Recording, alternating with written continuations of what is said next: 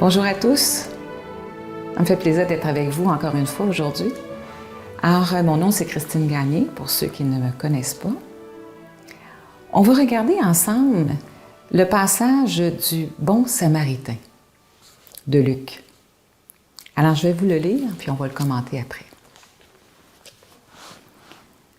Il y avait un homme qui descendait de Jérusalem à Jéricho, quand il fut attaqué par des brigands.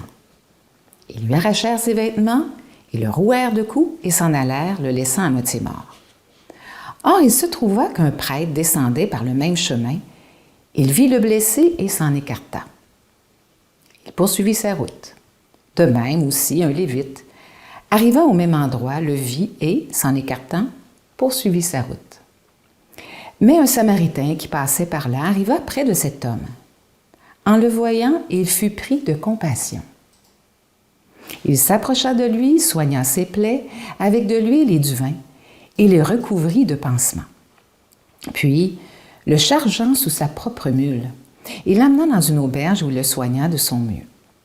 Le lendemain, il sortit 2 pièces d'argent, les remit à l'aubergiste et lui dit « Prends soin de cet homme, et tout ce que tu auras dépensé de plus, je te le rembourserai moi-même quand je repasserai. » Et Jésus ajouta « À ton avis, lequel des 3 s'est montré le prochain de l'homme qui avait été victime des brigands? C'est celui qui a eu compassion pour lui. » Lui répondit l'enseignant de la loi. « Eh bien, va et agis de même, dit Jésus. »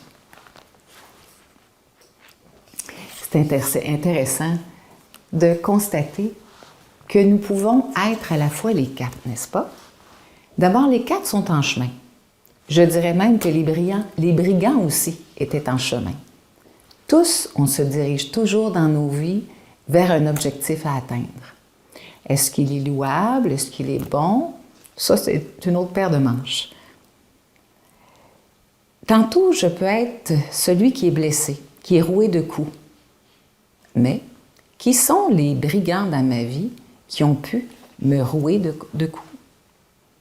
Est-ce que ça ne peut pas être par hasard mes pensées, mes choix, mes certitudes, même mes croyances? Ça peut être aussi mes jugements. Le temps peut être un brigand qui m'empêche d'être amour dans ma vie. Est-ce que je me laisse plus contrôler dans mon quotidien, au niveau de mes actions, de mes décisions, par ces brigands-là pour me détourner de mon objectif, d'être en paix, de devenir l'amour de plus en plus, en suivant les pas de Jésus? Quand on pense aux Lévites et aux prêtres qui ont changé de chemin, qui ne se sont pas arrêtés, ça peut nous faire penser à nous-mêmes, qui bien souvent, on ne prend pas le temps de s'arrêter, ne serait-ce que pour réfléchir devant une décision à prendre, mais aussi pour répondre à l'appel d'un ami que l'on sait avoir besoin. Est-ce qu'on accepte d'être dérangé, retardé dans nos agendas par toutes sortes de choses? Par la demande de notre enfant? Par le bris d'un pneu qui peut être brisé au niveau de notre voiture, puis on ne peut pas partir à temps? Est-ce que je me laisse déranger? Est-ce que je garde de la paix quand je suis dérangée? C'est une question qu'on peut se poser, mais surtout, c'est d'oser. Tu sais, si je vois que je suis en train de me mettre en impatience ou en colère, juste de prendre une respiration, d'être en recul, c'est qu'est-ce que Jésus ferait à ma place? Oups! Ah, il ferait autrement.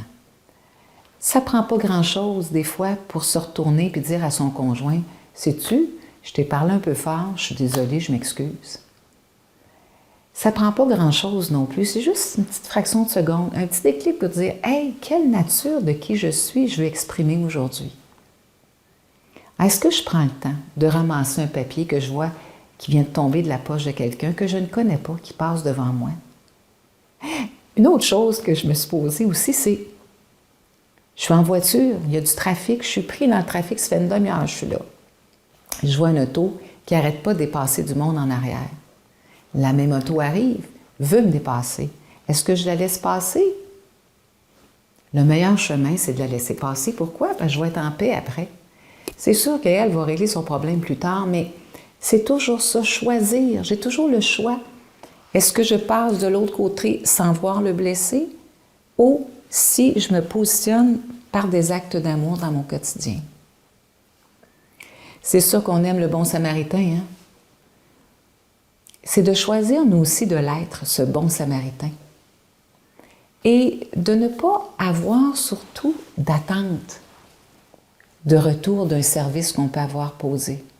Vous savez, des fois dans la vie, on vit des difficultés et ce n'est pas toujours nos amis proches qui nous aident. Ça peut être un étranger qui, à un moment donné, dit la bonne phrase au bon moment. Ça peut être ce qu'on va retrouver dans un livre, une musique qu'on entend à la radio qui vient nous mettre la paix dans le cœur. Mais il faut savoir être réceptif, développer des habitudes pour rester en paix le plus possible. Méditer, prier, écouter de la bonne musique. La nature aussi nous offre beaucoup d'occasions d'être en paix. Marcher au bord de l'eau, ramasser des roches. Tout peut être propice à notre plus grand bien. Il s'agit, nous autres, de le pratiquer pour que, devant un blessé, mis sur notre chemin, devant quelqu'un qui a besoin de temps d'écoute, peut-être quelqu'un aussi qui est en convalescence, faire une bonne soupe, un appel, une petite visite surprise. Ça ne coûte rien, ça fait tellement du bien. Et je nous souhaite de porter plus attention à nos brigands, nos peurs, nos pensées, nos croyances ou nos obligations, soi-disant obligations, notre horaire chargé, pour se laisser toucher et être pris de compassion, nous aussi, souvent, à chaque jour, dans nos vies. Aimer, ça guérit, ça rend heureux celui qui reçoit et qui donne. Alors soyons ces artisans d'amour pour participer à un amour plus grand dans le monde entier. C'est ce que je nous souhaite. À la prochaine.